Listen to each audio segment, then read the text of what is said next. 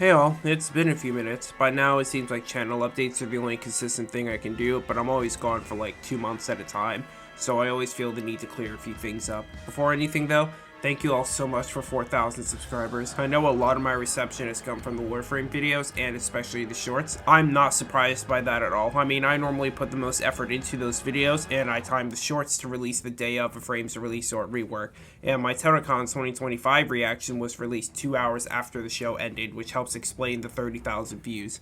But again, I'm overall really happy with this. Thank you all so much for letting me get here. To start, I want to address the elephant in the room, my video essays. For those unaware, I started making long-form video essays back in 2022 with a God of War 3 retrospective. Since then, I've made 9 long-form video essays. Every other video essay of mine has been a retrospective, with Katana Zero, Metal Hellsinger, Sekiro Shadows Die Twice, Hi-Fi Rush, God of War Ragnarok, and most recently, the entire hack-and-slash genre. The recent hack-and-slash video was planned to be one huge video, but I had to split it into 2 different parts. At the end of part 1, I mentioned wanting to take an extended break from YouTube and then coming back to work on part 2. However, I recently rewatched all of my video essays and I've come to the conclusion that they might just not be for me, but I would love to be wrong. My God of War Ragnarok series is the only video essay I was genuinely proud of. In the other videos, I didn't bring enough of myself to the table to justify the videos existing at all. My Hi-Fi Rush video was my first ever project in DaVinci Resolve, and I didn't realize the default frame rate was 24 frames a second, so the entire video ended up being rendered at 24 frames a second. And the hack and slash video, despite being planned for years, had too many production issues to justify its existence. So I've been going back and forth over whether or not I want to continue making long form video essays, if they're just going to end up being retrospectives that don't involve me.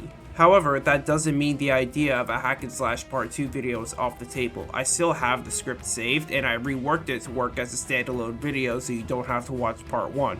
As well, after the cancellation of the Sands of Time remake, I added an addendum section that would go over how I see the genre and game industry moving forward.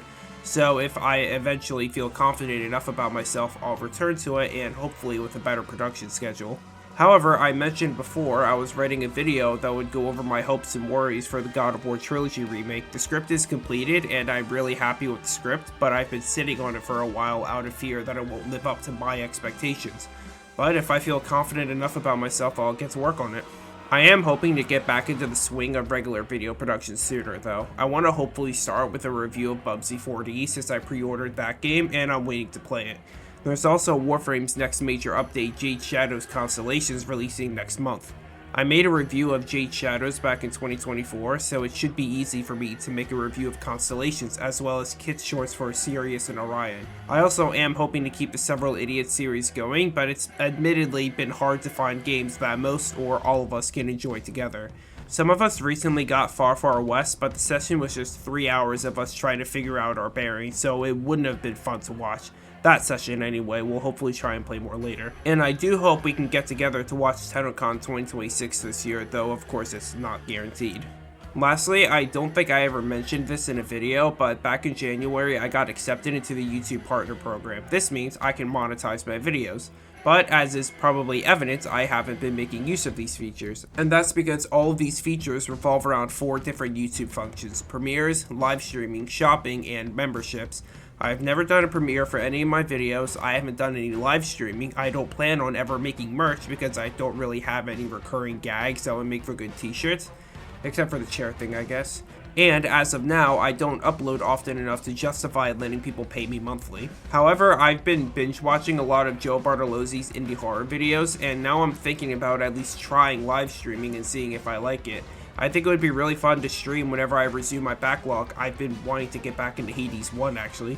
Maybe also playing some survival horror games. I could stream myself playing new releases and then funnel that footage into reviews or video essays or highlight compilations. Or I could even stream my reactions to new showcases like Jeff Keighley shows or State of Plays. But it would take me some time to get everything set up and learn streaming culture since I don't often watch live streams myself. Who knows, if I find it fun and it's successful, it could become a second source of income for me. Well, that's all for now. Hopefully I'll see you guys in the near future.